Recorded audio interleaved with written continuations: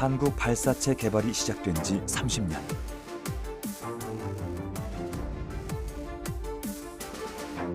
무려 11년 7개월간의 개발 과정을 거쳐 엔진 설계부터 제작 시험까지 순수 국내 기술로 이루는 첫 한국형 발사체 누리호. 지난해 10월 21일 누리호는 첫 발사 후 16분 7초 동안 우주 시험대에 올랐는데요. 지상을 떠나 600에서 800km 고도에 있는 궤도에 진입해 모형 위성 수송 능력을 검증하는 것이 최종 임무였습니다. 발사체가 성공적으로 운영이 되려면 여러 가지 위험한 순간들이 많습니다. 실제로 지상에서 이제 리프트업 할 때 또 1단, 2단이 이제 분리가 될 때, 그리고 페어링이나 위성이 분리될 때 등 각종 분리 순간을 다 넘어가야 되고, 또 약 한 10에서 20km 정도 올라갈 때는 굉장히 고충풍이 심하게 불어서 굉장히 강한 진동이 생깁니다. 그런 부분들을 이제 다 이기고 넘어가야 이제 궤도 투입이 가능한 거고요. 한계를 넘어 또 다른 한계를 넘어서야 했던 누리호의 도전. 하지만 누리호의 도전은 마지막 문턱을 넘기지 못한 채 절반의 성공으로 기록됐습니다. 상단 엔진 종료 후에 속도가 좀 안 나오는 바람에 고도는 올라갔지만 속도는 미달로 임무에 좀 실패했구나 해서 정말 너무 많이 아쉬워했습니다. 결과적으로 위성 투입에 실패를 했기 때문에 굉장한 아쉬움을 가지고 있었습니다. 하지만 저희가 위성 분리까지 모든 이벤트는 어떻게 보면은 한 번씩은 다 해본 꼴이라서 미완의 부분이 굉장히 큰 부분은 아니라고 생각을 하고 있기 때문에 다시 2차 발사를 앞두고 있는 누리호. 우리나라 독자 기술로 만든 최초의 우주 발사체 누리호가 재도전에 성공하기까지 우리는 또 어떤 한계와 장벽을 넘어야 할까요? 그리고 누리호 발사 성공을 통해서 우리는 다가오는 우주 산업 시대를 선도할 수 있는 우주 강국으로 도약할 수 있을까요? 누리호가 쏘아올린 K 우주 시대의 청사진, 지금부터 함께 그려봅니다.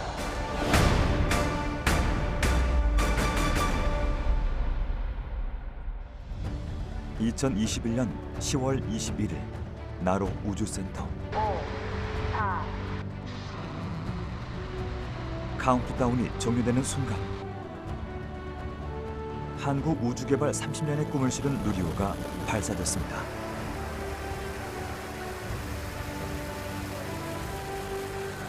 일단부 엔진 4기가 동시에 점화되면서 무려 300톤의 추력을 받은 누리호가 힘차게 우주로 날아올랐는데요. 발사 현장에서 그 벅찬 감동의 순간을 함께한 사람들.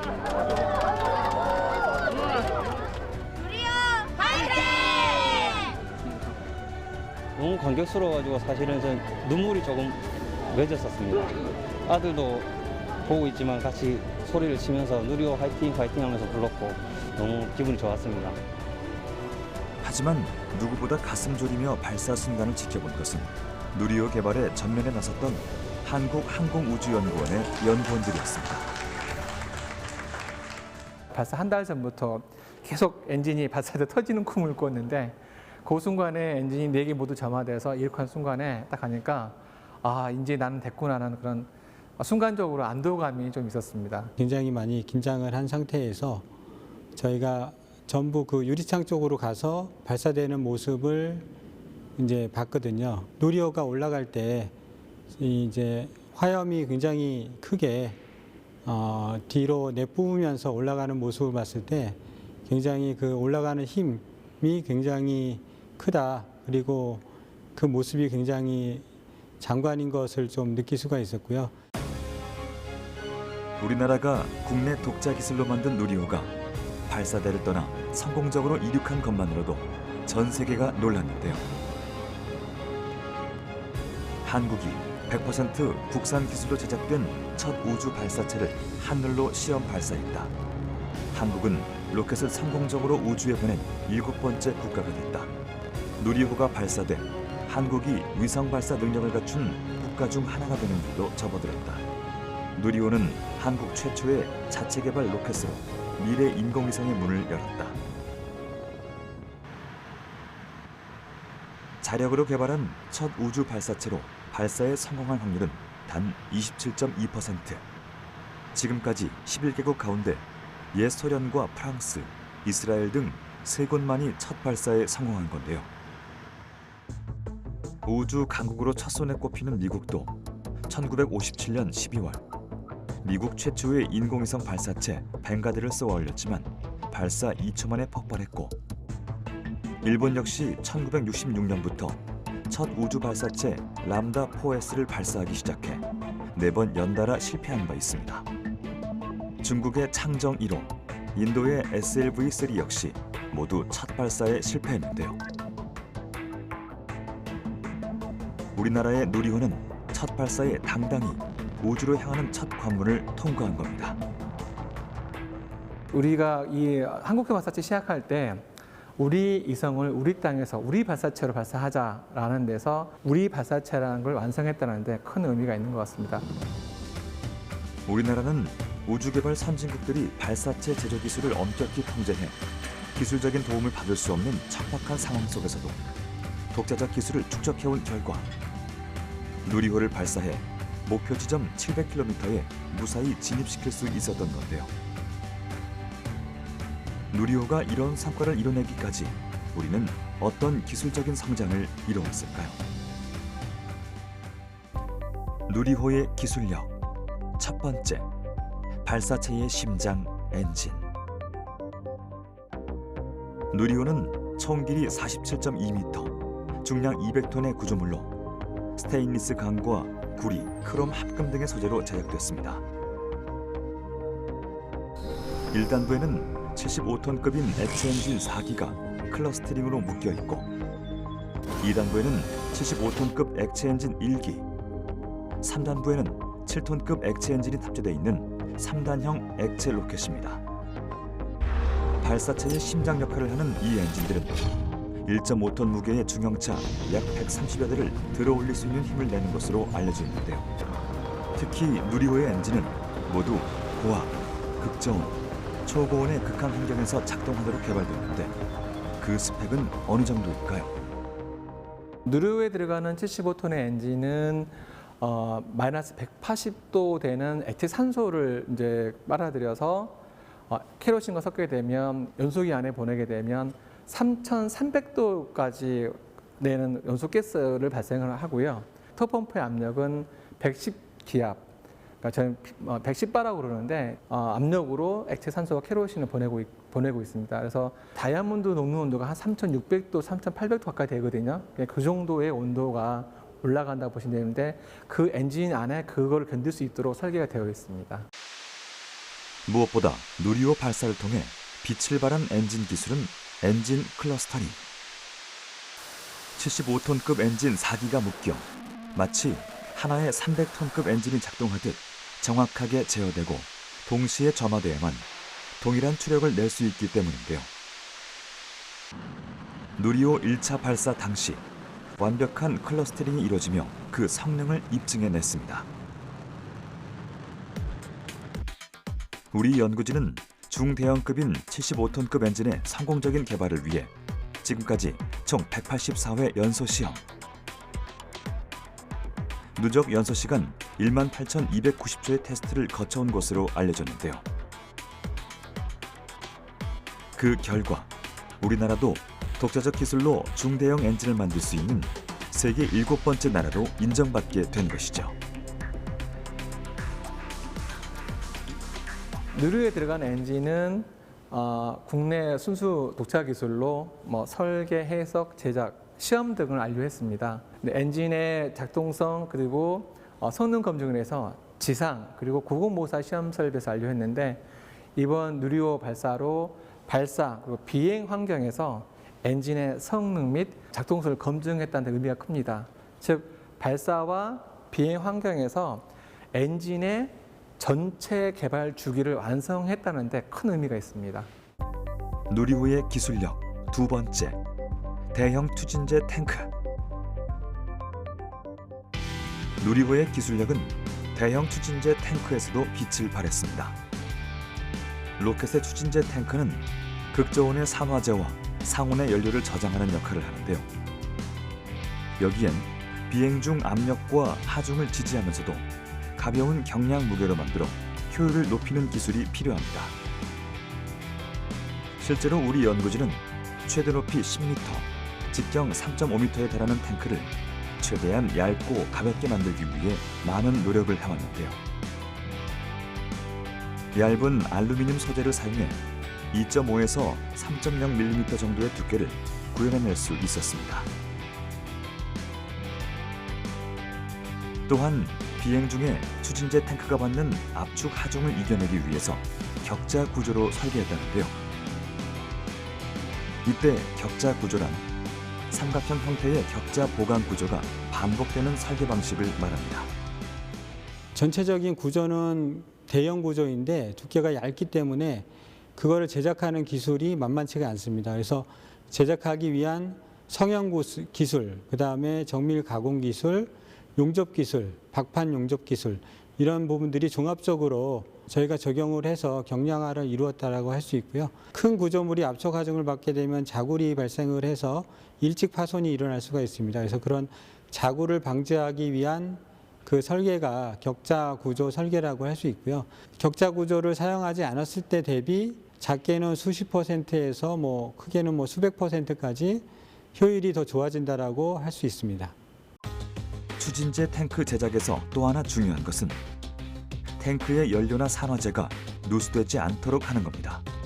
그런데 대형 구조물인 추진제 탱크를 만들려면 여러 조각의 알루미늄 판을 용접해서 이어 붙여야 하기 때문에 그 이음새마다 미세한 구멍이나 기공이 생기기 쉽습니다. 또한 덮개나 마개 같은 부분은 용접 자체가 불가능한 탓에 누수를 막을 수 있는 특수 설계와 기술이 필요했는데요. 우리 연구진은 신축성 있는 실을 사용해 효과적으로 누수를 막아내는 방식을 사용해 왔습니다. 기밀 부분에 용접하는 부분은 용접 테스트하고 최종적으로 용접 공정을 잡기까지 한 6개월 이상 걸렸고요. 그런 것들을 다 설계를 해서 최종 제품을 만들게 되면 그 풀스케일 제품은 비행용 시제를 만들기 전에 4기 정도를 만듭니다. 그래서 지상시험을 하게 되고요. 수압시험, 기밀시험, 그 다음에 최종적으로는 그 실제 매질, 운용시험까지 다 통과해야지 비행용에 적용을 할 수 있게 됩니다. 누리호의 기술력 세 번째, 제2발사대 엄빌리컬 타워. 누리호의 또 다른 핵심 기술력은 발사대 시스템. 누리호를 위해 구축된 제2발사대는 지하 3층 구조로 전체 면적이 약 6,000제곱미터에 달하는데요. 우리나라 최초의 우주 발사체인 나로호 발사 당시 사용됐던 발사대를 보완하기 위해 새롭게 제작된 겁니다. 나로호의 경우 총 길이 33.5m에 140톤 규모의 2단 발사체였던 데 비해 누리호는 총 길이 47.2m, 200톤의 3단 발사체로 커졌고 1단에만 액체 연료가 쓰인 나로호와 달리 누리호는 2단과 3단에도 액체 연료를 주입해야 했기 때문인데요. 이를 위해 제1발사대에는 없었던 12층 48m 높이의 철골 구조물인 엄빌리컬 타워가 추가로 세워졌습니다. 누리호 발사를 위해 섭씨 3,300도의 고열과 300톤급의 추력을 견뎌낼 수 있도록 만들어진 엄빌리컬 타워. 여기에도 우리만의 기술이 숨겨져 있습니다. 엔진에서 발생되는 그 고온 고압의 연소 후류에 그대로 노출이 되게 됩니다. 그리고 그 엔진이 연소하는 과정에서 발생되는 그 음양하중이 그 주변의 그 구조물에 반사되어서 발사체에 영향을 줄 수도 있는 이런 위험성을 가지고 있습니다. 그래서 이러한 문제를 해결하기 위해서 엔진의 특성을 분석하고 후류를 안정적으로 배출하기 위해서 화염유도로 형상 및 그 냉각수 분사 시스템을 개발하였습니다. 이러한 것이 그 저희 발사대에서 숨겨진 그 기술이라고 할 수 있습니다. 누리호 발사 영상을 보면 하얀 연기처럼 많은 수증기가 나가는 모습을 볼 수 있는데요. 바로 이것이 발사대 시스템이 정상적으로 작동했다는 것을 입증해준 장면입니다. 우리나라가 누리호 발사대 시스템 공정 기술의 국산 화율을 100%로 끌어올렸다는 것을 한눈에 보여준 것이기도 하죠. 이처럼 누리호는 중대형 엔진과 추진제 탱크, 발사대 시스템까지 우리가 스스로 일군 독자 기술의 집약체로서 그 존재감을 과시했는데요. 이것은 곧 우리나라가 우주 선진국들과 어깨를 나란히 할 수 있는 발판이 될 것으로 기대됩니다. 지금 현재 엔진이나 발사체 관련된 할 때 MTCR 규제를 많이 받아서 데이터도 안 보여주거든요. 그런데 이제 어떻게 보면 같이 협력할 때 이제 발사체 관련된 기술, 우리 엔진 기술 이런 걸 하고 싶어 할 때 어떤 같은 수준의 레벨이 됐기 때문에 서로 정보도 교환할 수 있고 또 MTCR 규제 때문에 실제 물건들은 제작된 하드웨어는 같이 서로 안 나가겠지만 현재 기술들은 교류들은 가능할 거라고 생각하고 있습니다. 전 세계가 인정한 한국형 발사체 누리호. 1차 발사를 통해 기대 이상의 성과를 이뤄냈지만 우리에게 큰 과제를 남겨두었습니다. 발사체로서의 비행 능력은 입증했지만 마지막 임무였던 모형 위성의 저궤도 진입에 실패했기 때문입니다. 국내 독자 개발 발사체의 첫 비행 시험으로서 주요 발사 단계를 모두 이행하고 핵심 기술을 확보했음을 확인하는 의의를 남겼습니다. 정부는 한국항공우주연구원, 연구진과 외부 전문가들이 참여하는 발사조사위원회를 즉시 구성하여 3단 엔진 조기 종료의 원인을 정확히 규명하고 2차 발사를 추진해 나가고자 합니다. 과학기술정보통신부와 한국항공우주연구원은 누리호 발사조사위원회를 발족한 뒤 발사체의 실시간 비행 상황을 파악한 주요 원격 수신 정보들을 분석, 실패 원인을 찾는 데 집중해 왔는데요. 그 과정에서 특별한 영상이 하나 공개됐습니다. 바로 한국형 발사체 누리호가 지상을 박차고 우주로 올라가 위성 모사체를 투입하기까지의 과정이 담긴 영상입니다. 누리호에는 저희는 온보드 카메라라고 부르고 있습니다만 5대 카메라가 설치가 되어 있습니다. 그래서 2대는 외부에 설치가 돼서 이 발사체의 아래쪽을 쳐다보고 있고요. 3대는 하나는 페어링 내부에 있어서 위성을 촬영을 하고 2개는 2단하고 3단 엔진부에 있습니다. 이번에 실제 1차 발사에서 모든 카메라가 정상적으로 동작을 해서 여러 가지 영상을 확보할 수 있었습니다. 누리호 동체에 부착돼 있던 카메라에 찍힌 영상에는 누리호가 발사돼 이륙하는 장면부터 1단 로켓을 분리하고 2단 로켓 점화에 성공하는 모습, 그리고 페어링, 즉 위성 보호 덮개를 완벽하게 분리하는 순간 지상으로 떨어지는 장면이 포착됐습니다.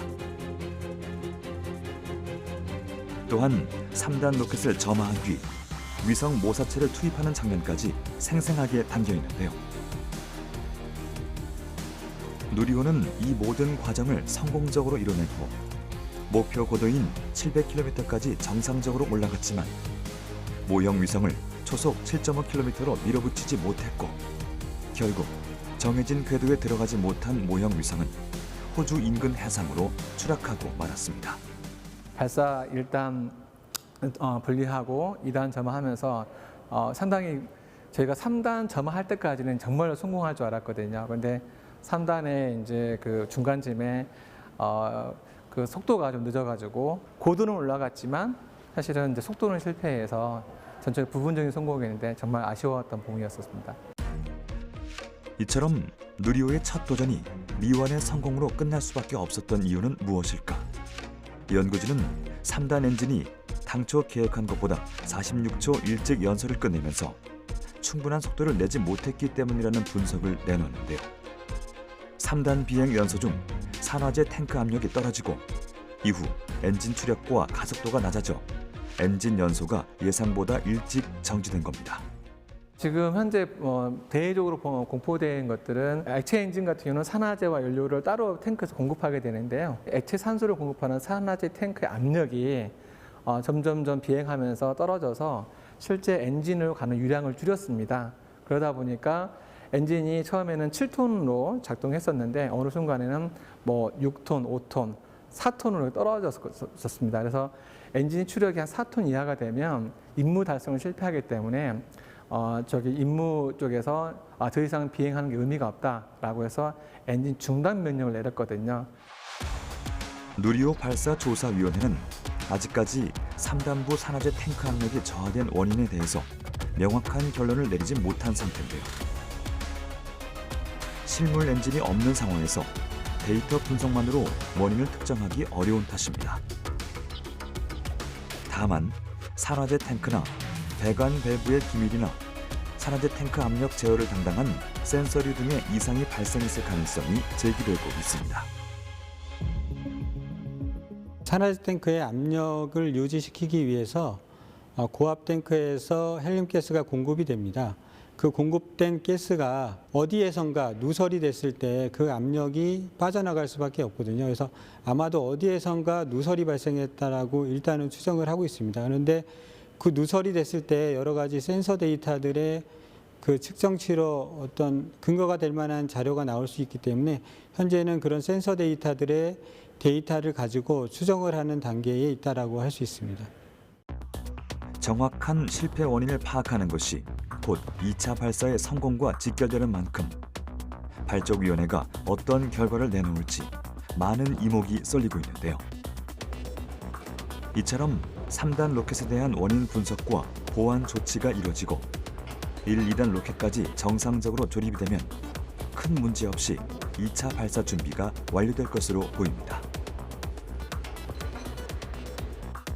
더불어 고흥과 제주, 팔라우에 있는 추적소에서는 원격 자료 수신 장비를 운영. 누리호가 발사된 이후 정상적으로 비행하고 있는지에 대한 여부를 판단하기 위한 비행 및 영상 정보를 잘 수신할 수 있도록 모의 비행 시험과 연동 시험을 지속적으로 하고 있습니다. 올해도 이제 1월 달부터 이제 누리호 발사 때까지 5번의 비행 시험과 통제 시스템 간의 연동 시험을 하였었는데요. 내년에도 마찬가지로 그 장비들 간에 다 연동해서 이제 정상적으로 한국형 발사체로부터 데이터를 수신해서 그 비행 관련 정보들을 통제동에 제공하는 것을 정상적으로 수행하기 위한 준비들을 계속해서 하고 있습니다. 지금 이 순간에도 누리호의 2차 발사 성공을 위해 전력 투구하고 있는 연구원들. 누리호를 향한 국민들의 뜨거운 관심과 지지를 누구보다 잘 알기에 매 순간 최선을 다하고 있습니다. 우선 1차 발사를 통해서 저희가 마지막까지 성공하지는 못했지만은 저희가 준비했던 것들 처음부터 끝까지 모두 이제 시험해 볼 수 있는 좋은 경험이 되었다고 생각을 하고 있습니다. 그래서 이걸 바탕으로 이제 조금 더 만반의 준비를 거쳐서 2차 발사는 이제 진짜 성공할 수 있도록 저희가 준비를 할 계획이고요. 그걸 위해서 많은 응원을 해주시면 정말 감사하겠습니다. 누리호 2차 발사의 성공 이후 우주 시대를 향해 힘차게 나아가기 위해 우리는 어떤 노력을 해야 할까? 전문가들은 누리호 2차 발사 성공 이후 우리가 풀어나가야 할 가장 시급한 문제로 우주 발사체의 가격 경쟁력을 꼽았습니다. 그 로켓들은 성능이 아무 좋아봐서 소용없어요. 발사 안 되면 1단 로켓 같은 거 3, 4번이면 바다에 버려버려요. 앨런 머스크는 싸게 만드는 다음에 또 막 재사용을 막 해요. 그래서 더 싸지는 겁니다. 그래서 앨런 머스크 때문에 초토화되고 있죠. 실제로 현재 우주 발사체 시장은 미국 스페이스X와 ULA, 유럽 아리안 스페이스가 장악하고 있는 상황. 특히 스페이스X는 재사용 로켓 기술로 일회 발사 비용을 3분의 1 정도로 줄이면서 우주 산업의 상용화 시대를 열어가고 있는데요. 미국 나사가 관련 기술을 민간에 대폭 개방하면서 기업들의 참여를 이끈 것이 그 결실을 이룬 겁니다. 미국의 보잉만이 아니고 보잉과 락히드 마틴 세계 최고의 기업들이 합쳐가지고 만든 발사체 회사도 지금 흔들흔들하고 있어요. 예, 좀 더 도전적으로 하고, 그 다음에는 지식의 한계, 기술의 한계, 그 다음에 의욕의 한계, 이런 것들 좀 더 넓혀서 그렇게 가져야 되겠다라는 겁니다. 그동안 우리나라 우주 항공 기술이 정부의 전폭적인 지원 아래 발전해 왔다면 이제는 민간 기업으로 그 폭을 넓혀 시장 주도하에 가격 경쟁력을 낮출 수 있는 방향으로 발전해 나가야 하는 건데요. 이를 위해선 우리가 미래 우주 시대에 어떤 분야에서 두각을 나타낼 수 있을지 구체적인 목표를 설정, 그에 맞는 전략을 짜나갈 필요가 있습니다. 이에 김승조 교수는 앞으로 우주 산업 시대에 우리가 주목해야 할 6가지 유망 산업 분야를 제시했는데요. 그 내용은 이렇습니다. 로켓 항공기를 활용한 교통산업, 인공위성망을 이용한 전 지구 인터넷망 연결, 우주 태양에너지 활용, 저궤도 내 거대 생산 공장 구축, 소행성 내 자원개발 산업, 우주 관광 사업. 이것들이 다 합쳐지면 저는 앞으로 한 20년이나 30년 내에 아마도 5조 달러에서 10조 달러의 시장이 새롭게 형성이 될 거라고 생각을 합니다. 5조 달러면 엄청나지 않습니까? 거기에 우리가 10%를 차지하면 5천억 달러입니다. 우리 국민 소득을 일거에 $10,000 올릴 수 있는 산업이 되는 거죠. 그래서 그런 것들이 앞으로 우주에서 벌어질 거다. 그리고 그것이 저는 5번째 산업혁명을 부를 거다. 만약에 지금 있는 것이 4차 산업혁명입니다. 지난 11월 15일 한국항공우주연구원에서 제21회 국가우주위원회가 열렸습니다.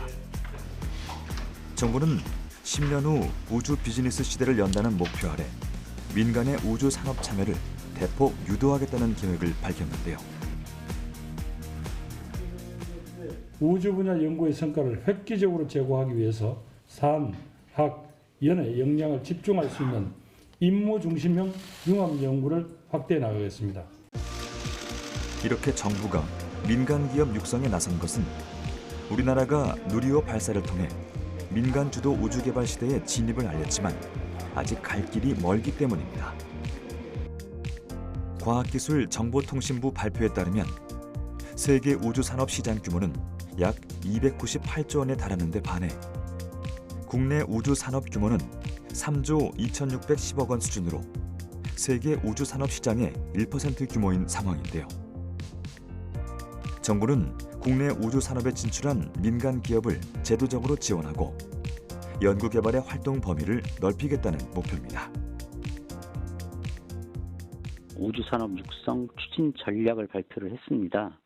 그 주요 내용을 말씀을 드리면 첫 번째로 우주 공공 수요를 확대해서 22년부터 31년까지 10년간 공공 목적의 위성을 총 170여 기, 그리고 이러한 공공위성을 발사하기 위한 소형, 중형 국내 발사체를 총 40여 회를 발사를 추진할 예정입니다. 둘째로 민간 전용 우주 발사장이라든가 우주산업 클러스터 등을 구축해서 민간 기업이 활용 가능한 인프라를 확대하려고 합니다. 세 번째로 각종 제도 개선으로 민간 기업이 우주개발 참여를 촉진할 수 있도록 투자 환경을 조성할 예정입니다. 공공 우주개발 사업의 R&D 지원 외에도 계약 방식을 동원을 해서 그 이윤 창출이 가능하도록 하고 기술력 감면, 지체 상금 완화 등을 통해서 기업 부담을 경감시키고자 합니다. 그렇다면 우리나라 우주 산업 분야에서는 어떤 민간 기업들이 두각을 나타내고 있을까요? 이곳은 오는 2023년 상용화를 목표로 초소형 위성 제작에 뛰어든 한 우주산업 스타트업입니다.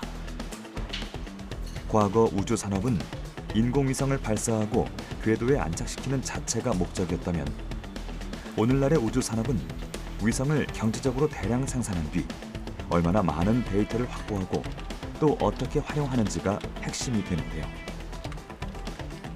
이곳 역시 저렴한 비용으로 가볍고 작은 초소형 위성을 개발 발사하기 위한 연구를 진행하고 있습니다.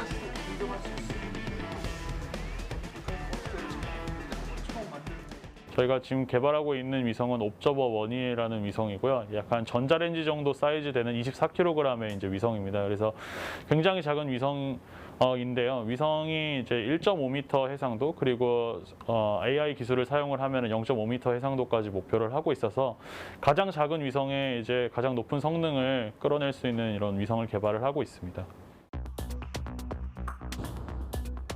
위성의 종류는 크게 국가가 운영하는 대형 인공위성인 정지위성과 소형 위성으로 나뉘는데요. 대형 위성은 36,000km 궤도를 도는데 개발 발사 비용만 5천억 원에 이르며 무게도 1톤에 달합니다. 하지만 소형 위성은 500kg 이하로 개발 비용이 대형 위성의 30분의 1 수준으로 저렴하다는 장점이 있습니다. 1957년 인류 최초의 인공위성이 발사된 이후 이제까지 수많은 위성들은 기상 예측과 환경 변화 감시, 안보 강화 등의 임무를 수행해왔습니다. 위성은 이 임무를 수행하기 위해 카메라, 레이저 등 다양한 탑재체를 실어야 했고 그만큼 무거울 수밖에 없었죠.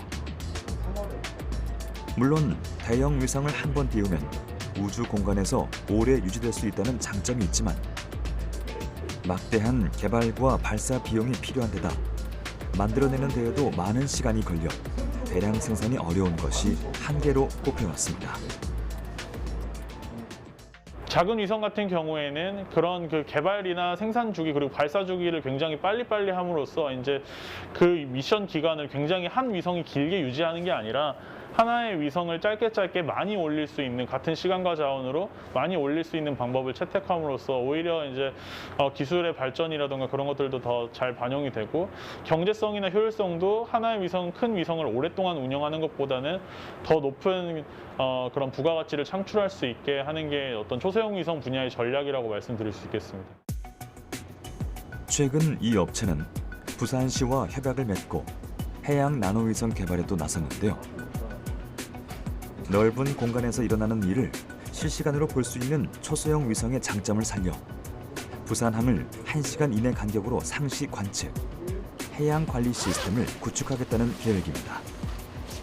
우리 기술로 개발한 초소형 위성을 지구 궤도에 안착시킨다면 우주 시장을 선점할 기회를 얻게 될 것으로 기대하고 있습니다.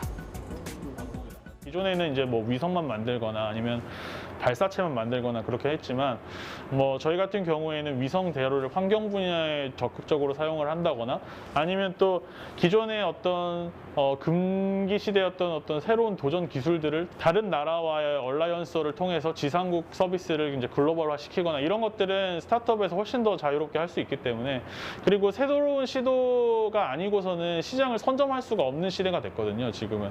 그래서 그런 부분들이 이제 스타트업이 우주 산업에서 차지하고 이제 기여해야 될 부분이지 않나 이렇게 생각하고 있습니다. 미국의 민간 기업들도 초소형 위성 개발에 일찌감치 뛰어들었습니다. 미국 우주개발업체 스페이스X는 초소형 위성 1만 2천여 기를 우주에 띄우겠다는 스타링크 사업을 추진하고 있습니다. 이 스타링크 사업을 통해 세계 어디서든 인터넷이 되도록 하겠다는 구상인데요. 이 시스템이 완성된다면 전 세계에서 벌어들일 수익은 약 33조 원으로 추산. 이제 우주 산업은 개발해야 할 분야가 아니라 민간 기업이 상업적으로 투자하고 사업을 통해 이윤을 얻는 산업의 일부가 된 겁니다. 박재필 대표는 우리나라의 우주 산업이 한 걸음 더 나아가기 위해서는 올드 스페이스, 즉 정부 주도의 우주 개발 방식과 민간이 주도하는 뉴스페이스와의 긴밀한 협업이 반드시 필요하다고 말합니다.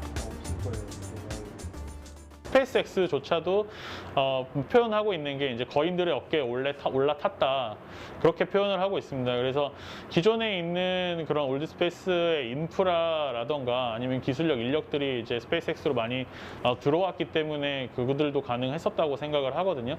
그래서 우리나라에서도 이러한 새로운 분야에서 새로운 기업들이 진출을 하기 위해서는 그런 뒤쪽에서 많이 도와줄 수 있는 그런 제도들이나 아니면은 여건들이 활성화되지 않아야 되나 라고 생각하고 있습니다. 뉴스페이스 시대의 서막이 열린 지금, 이제는 위성을 통해 수집한 정보를 어떻게 활용할 것인가도 중요한 과제로 꼽히고 있습니다. 2015년 설립된 이후 아시아 우주 데이터 산업의 선봉장으로 평가받는 한 스타트업을 찾았는데요. 이곳은 민간 기업 최초로 제주시에 첫 우주 기지국을 설치하는 데 성공한 이후 국내외 많은 고객사에 분석 서비스를 제공하고 있습니다. 네, 저희는 지금 우주지상국 소프트웨어를 개발하고 있습니다.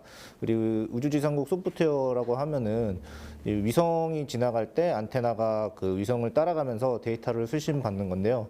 그 기반되는 이제 안테나뿐만이 아니라 그 데이터를 받기 위한 다양한 모뎀 장비들도 같이 제어를 하고 모니터링하는 그런 시스템을 개발했습니다. 저희가 개발한 소프트웨어가 이번에 고흥에서 발사된 누리호에도 사용되었습니다. 흔히 우주 개발하면 발사체를 떠올리기 마련이지만 우주 산업 시장에서 발사체가 차지하는 비중은 10%도 채 되지 않습니다. 위성을 띄워 관리하고 여기서 나오는 정보를 활용하는 분야가 시장 규모의 절반 이상을 차지하고 있죠. 인공위성이 우주에서 수집한 데이터를 지구에서 이용하기 위해서는 정보를 받을 수 있는 지상국이 반드시 필요하다고 할 수 있습니다. 이러한 데이터는 도시개발 현황을 파악하거나 해양 생태계의 변화, 그리고 재해, 재난 상황 등을 파악하는 데에 활용되는데요. 이곳에서는 AI를 통한 맞춤형 서비스를 고객에게 제공, 그 사업 영역도 점차 확대되고 있습니다.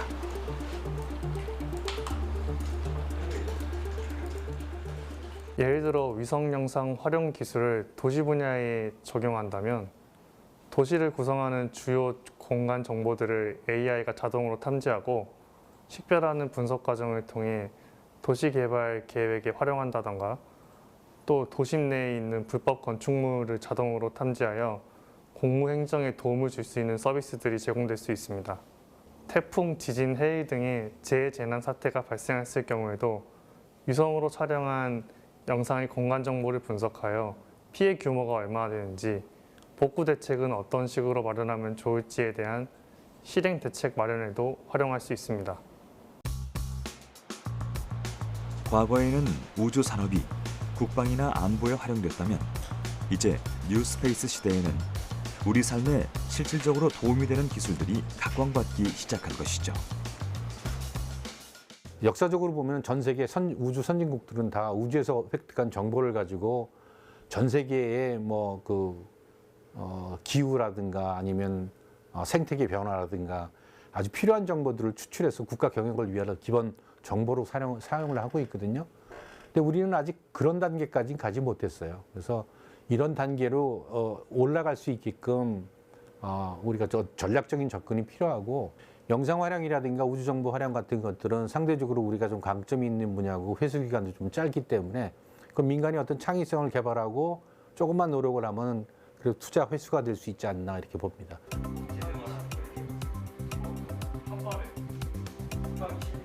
미래 먹거리 산업이 되고 있는 우주 공간.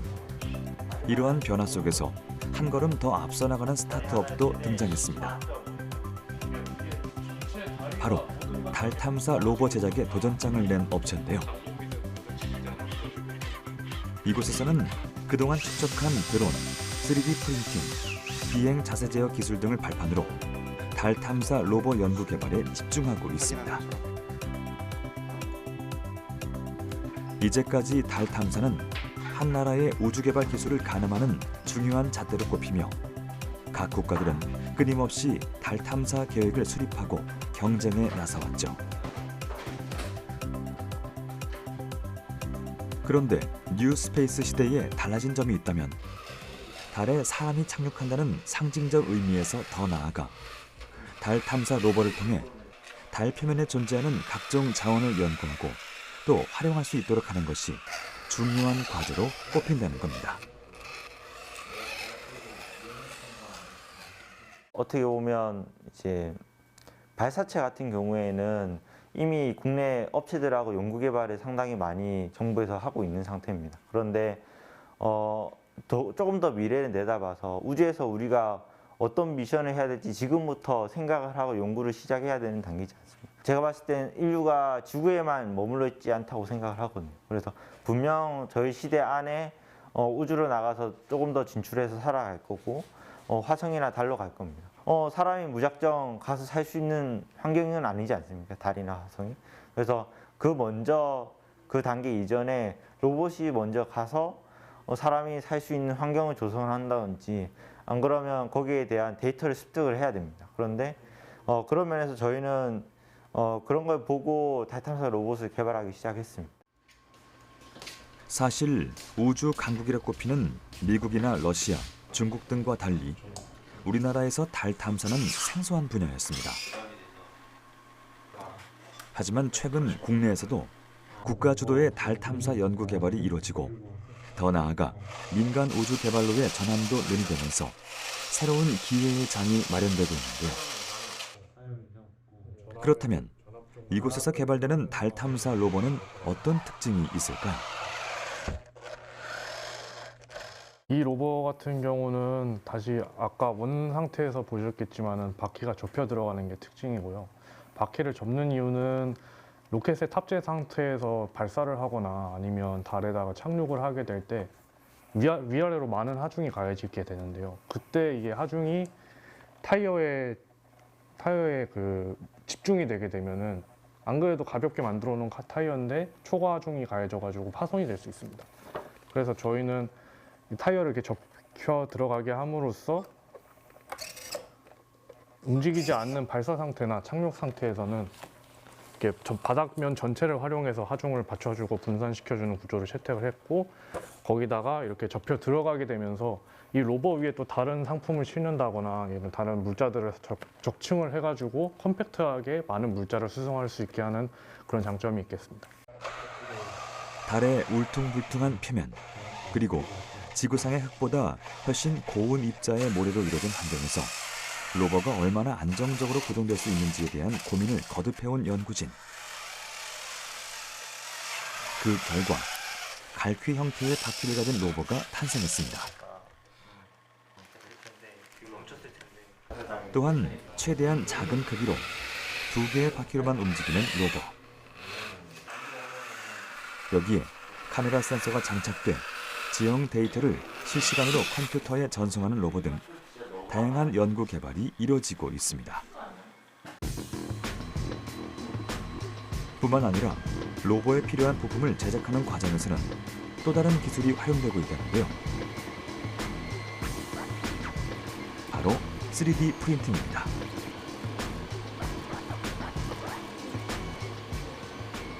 시중에 통용되는 여러 가지 설계 툴들이 있는데요. 그 툴들을 이용해서 1차적으로 설계를 한 다음에 이 프린터에 들어갈 수 있는 파일로서 변환을 시킨 뒤에 저희가 SD 카드로 이용해서 이 프린터 인식을 시켜주면은 그 다음에 프린팅이 되는 그런 구조입니다. 이런 3D 프린팅을 이용을 하면은 어떤 설계상의 변화가 생겼거나 혹은 문제점이 생겨서 구조를 바꿔야 할 때 저희가 즉각적으로 바로 대응을 할 수 있어서 좀 변화에 대응하기 좀 유동적으로 대응할 수 있다는 그런 장점이 있습니다. 로버를 개발하기 위해 수없이 이루어지는 테스트 과정.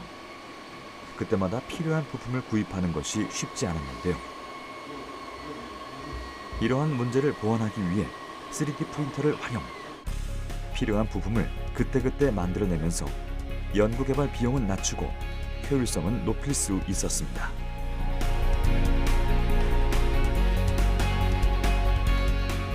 이 부품들은 일단 기본적으로 플라스틱 기반의 재질들이기 때문에 당연히 이런 직접 우주에 가져가기에는 무리가 있는 그런 재질들이지만 저희가 어떤 구조적인 테스트 혹은 성능 테스트를 하는 데 쓰이는 단순한 어떤 연결 부위의 부품들 이 정도로 사용되기에는 무리가 없어서 저희가 사용하고 있는 상황입니다.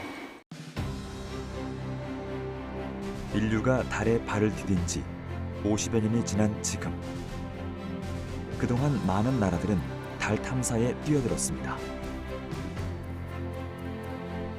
일본은 지난 2007년 달 탐사 위성 셀레네를 발사했고 이듬해에는 인도가 달 궤도선 찬드라얀 1호 발사에 성공했습니다. 중국 역시 2013년 창어 3호를 통해 착륙선 V2를 월면 위에 올려놓으며 달 착륙에 성공한 세 번째 국가가 됐습니다. 또 미국 나사는 2030년까지 달 표면에 원자로를 설치해 표면 탐사 등의 전력원으로 사용할 것이라고 밝히기도 했는데요. 그렇다면 뉴 스페이스 시대에 달 탐사는 어떤 의미가 있고 또 우리가 얻을 수 있는 이익은 무엇일까요? 달은 히토류, 헬륨3와 같이 고부가 가치 자원의 보고인 만큼 막대한 경제적, 산업적 파급력을 기대할 수 있는 것입니다. 예전에는 이제 달에 가는 것만 해도 힘들었기 때문에 달에서 뭘 할지는 솔직히 말하면 그렇게 중요하지 않았어요. 달에서 어떤 미션을 할 거냐. 달에서 앞으로 사람이 살아야 되면 달에서 물을 채취한다거나 아니면 산소를 만든다거나 안 그러면 달에서 광물 자원을 이용해서 뭐 건축을 한다거나 그런 미션이 요즘엔 주가 되거든요. 그래서 저희들도 달에 가서 달에서 어떤 미션을 해야 저희가 앞으로 더 의미 있거나 더 이제 괜찮은 연구를 할 수 있을지에 대해서 조금 더 고민을 해봐야 되는 시기라고 저는 생각합니다. 정부가 하는 우주 개발은 발사체를 확보하고 위성을 확보하고 발사장을 확보해서 국가가 원하지만은 국가뿐만 아니라 민간이 원할 때도 이 위성을 쏘아 올릴 수 있는 그런 환경을 만들어주는 게 정부가 해야 되는 우주 개발이고요. 뉴스페이스 시대에 민간이 참여를 하면은 민간은 그 인프라를 이용해서 새로운 비즈니스 모델을 만들고 경제 성장을 할 수 있는 어떤 그 견인력을 확보를 하고 이런 그 두 측면에서의 상호 보완적 관계가 잘 이루어져야 된다라고 보고 있습니다.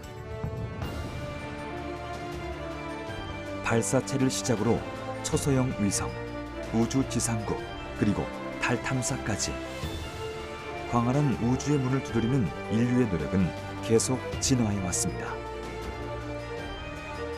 그리고 이제 눈앞에 다가온 뉴스페이스 시대의 주역이 되기 위한 대한민국의 힘찬 태동이 시작됐습니다.